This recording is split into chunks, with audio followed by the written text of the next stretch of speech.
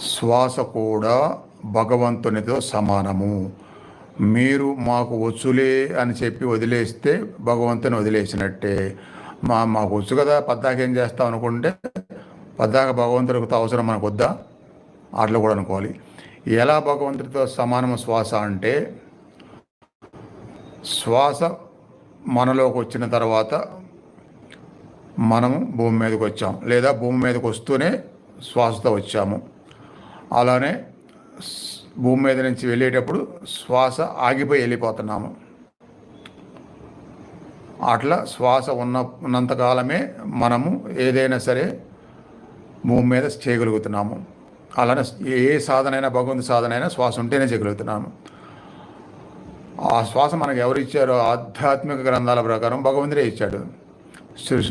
బ్రహ్మ మనల్ని పుట్టించాడంటే మరి భగవంతుడు శ్వాస